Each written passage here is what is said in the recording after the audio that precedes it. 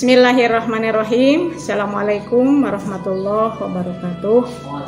Alhamdulillahirabbil alamin wa bihi nasta'inu ala umuri dunya waddin wa ala alihi washabbihi ajmain, amma ba'du. Bagaimana Anda semua sehat? Mudah-mudahan kita semua dalam keadaan sehat walafiat. Nah, pada kesempatan ini Ibu akan membahas mengevaluasi perilaku bekerja keras dan bertanggung jawab dalam kehidupan sehari-hari di masyarakat. Kerja keras merupakan satu perintah Allah dan merupakan suatu kewajiban bagi kita selaku manusia.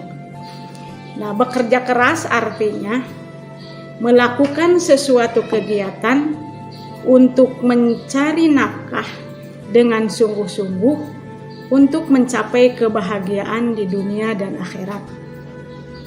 Nah, sebagaimana dalam firman Allah surat Al-Qasas ayat 77, A'udzu billahi minasyaitonir rajim. Bismillahirrahmanirrahim.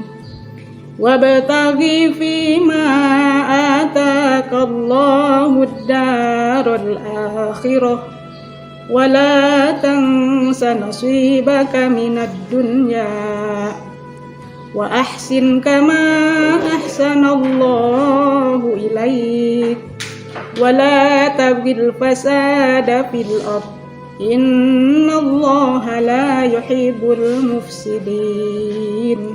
Shadaqallahul azim. Wabtaghi, dan carilah olehmu urusan akhirat,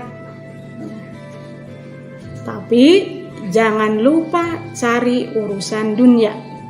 Nah, dari ayat tersebut jelas bahwa bekerja keras merupakan satu perintah Allah.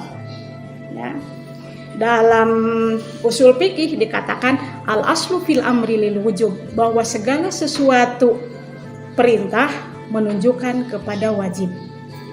Nah, kemudian bagaimana cara membiasakan diri untuk bekerja keras?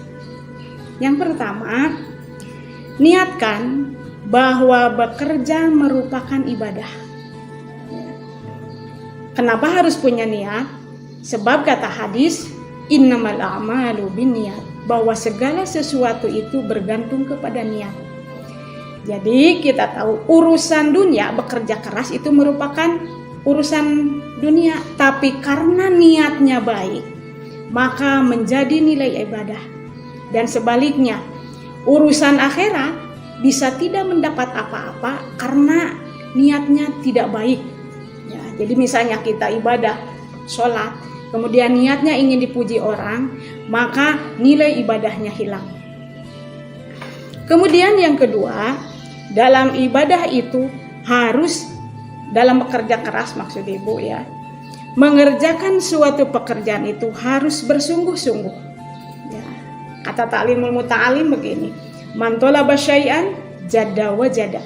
Barang siapa yang bersungguh-sungguh pasti dia akan mendapatkan. Nah, begitu juga dalam bekerja. Ya, kita harus sungguh-sungguh dan punya keyakinan bahwa bekerja kita akan berhasil. Yang ketiga, ya, selalu bersyukur. Ya, bersyukur itu apa? Berterima kasih kepada Allah. Nah, dalam bersyukur di sini ada 3 cara. Yang pertama, bersyukur dengan hati. Artinya kita merasa bahagia ketika bekerja kemudian berhasil. Misal dapat uang, maka di hati ada rasa bahagia. Yang kedua, dengan lisan. Artinya kita mengucapkan dengan syukur, alhamdulillah Allah telah memberikan rizki. Kemudian yang ketiga, dengan tindakan. Maksud tindakan di sini kita menggunakan sesuatu yang Allah berikan sesuai dengan kehendak yang memberinya. Artinya ketika kita diberi rizki oleh Allah Subhanahu wa Ta'ala, maka kehendak Allah ketika kita banyak rizki, maka kita keluarkan sedekahnya, keluarkan zakatnya. Sebab begini, ketika kita bersyukur, dalam surat Ibrahim ayat 7 dikatakan, Bismillahirrahmanirrahim. La in syakartum la azidannakum wa la in kafartum inna adzabi lasyadid. Jika kamu bersyukur, kata Allah, maka akan kami tambah rizkinya. Di situ ada kata la azidannakum, sungguh kami akan tambah. Jadi nunnya nun syidah, nun litaukid. Tapi sebaliknya, jika kamu kufur nikmat, kata Allah, maka sesungguhnya azabku sangat pedih. Yang selanjutnya, bahwa kita harus bersabar. Ya. Jadi dalam bekerja keras kita harus bersabar. Ya. Bersabar ketika apa? Ketika tidak berhasil, tidak sesuai dengan keinginan kita, maka kita kembali lagi, ya, bersabar. Ingat bahwa Allah selalu memberi yang terbaik. Yang terakhir yaitu bertawakal. Ya, tawakal itu apa? Berserah diri kepada Allah setelah melakukan usaha. Jadi kata Allah, kita itu diwajibkan untuk berusaha, tapi hasil Allah yang menentukan. Ya, jadi kata Allah begini, innallaha la yughayyiru ma biqaumin hatta yughayyiru ma bi anfusihim. Bahwa Allah tidak akan merubah satu nasib kecuali Dianya sendiri yang mau merubahnya. Nah, itulah ya cara membiasakan diri untuk berperilaku bekerja keras.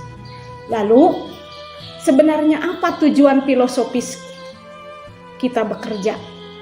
Menurut Islam, ya, bahwa tujuan filosofis kita bekerja yang pertama mardotillah, artinya untuk mencari ridho Allah.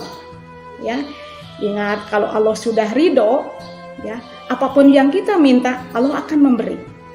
Dan kita tahu bahwa tujuan akhir kita, ya, tujuan kita hidup, tujuan kita bekerja, yaitu apa? Fid dunya hasanah wa fil akhirati hasanah. Yang kedua, tujuan kita bekerja yaitu memenuhi kebutuhan hidup. Kita tahu bahwa kehidupan kita perlu biaya. Kebutuhan itu kan ada kebutuhan primer, ada kebutuhan sekunder, kemudian kebutuhan tersier. Lalu yang ketiga yaitu untuk memenuhi kepentingan amal sosial, artinya bersedekah. Ya, kita tahu bahwa manusia itu makhluk sosial, ya, makhluk yang tidak bisa hidup tanpa bantuan orang lain. Ketika kita punya rezeki yang banyak, maka sedekahkan. Lalu yang selanjutnya memenuhi keperluan ibadah. Sebab begini, ad-dunya mazru'atul akhirah, bahwa dunia itu adalah ladang akhirat. Tidak mungkin kita beribadah tanpa memerlukan dunia. Ya. Contoh, kita melaksanakan ibadah haji saja perlu biaya yang banyak, ya. Nah, itulah tujuan filosofis bekerja dalam Islam. Kemudian yang kedua, ya, kalau tadi sudah Ibu bahas tentang bekerja keras, yang kedua yaitu tentang tanggung jawab. Ya. Manusia mempunyai tanggung jawab. Yang pertama, tanggung jawab kepada Allah. Ya. Tanggung jawab kepada Allah bahwa kewajiban manusia, ya, dituntut kesadaran untuk memenuhi kewajiban kepada Allah sebagai pengabdian. Ya. Dalam Al-Quran surat Az-Zariyat ayat 56 dijelaskan bahwa wa ma khalaqtul jinna wal insa illa liya'budun. Tidaklah aku ciptakan jin dan manusia kecuali untuk beribadah. Yang kedua, tanggung jawab kepada keluarga. Ya. Keluarga merupakan masyarakat terkecil, ya. Masing-masing punya tanggung jawab. Di sini ayah punya tanggung jawab untuk melindungi istri dan anak. Lalu istri punya tanggung jawab apa? Mengurus suami. taat kepada suami, dan ngurus anak-anak. Lalu anak juga punya tanggung jawab, yaitu apa? Tanggung jawab anak kepada kedua orang tuanya yaitu membahagiakan orang tua dengan cara apa? Nah, karena antum sekarang seorang pelajar, ya, maka tanggung jawab Anda semua kepada orang tua yaitu belajar. Kemudian juga selain belajar, ya, kamu harus menjaga nama baik orang tua. Ya, jadi menjaga nama baik orang tua merupakan tanggung jawab orang anak. Ya. Nah, yang ketiga, tanggung jawab kepada masyarakat. Ya. Nah, dalam kehidupan, ya, di sini misal dicontohkan seorang aparatur desa, ya, maka dia memiliki kesadaran untuk bertanggung jawab kepada masyarakat. Ya. Sebab begini, kullukum ra'in wa kullukum mas'ulun an ra'iyatihi. Setiap kamu adalah pemimpin dan setiap pemimpin akan ditanya tentang kepemimpinannya. Jadi ketika kepala desa, ya, dia punya tanggung jawab kepada siapa? Kepada rakyatnya yang ada di desa. Nah, kemudian yang terakhir, tanggung jawab kepada negara. Ya, siapa yang harus bertanggung jawab kepada negara? Yaitu semua pejabat pemerintah. Ya, mempunyai tanggung jawab kepada negara untuk apa? Untuk menjaga nama baik negara. Ya, sehingga akan tercapai negara yang baldatun thayyibatun warabun ghafur, ya, negara yang baik yang diridhoi Allah Subhanahu wa taala. Mungkin itu saja materi yang dapat Ibu sampaikan. Mudah-mudahan bermanfaat, ya. Sekian, billahi taufiq wal hidayah. Wassalamualaikum warahmatullahi wabarakatuh.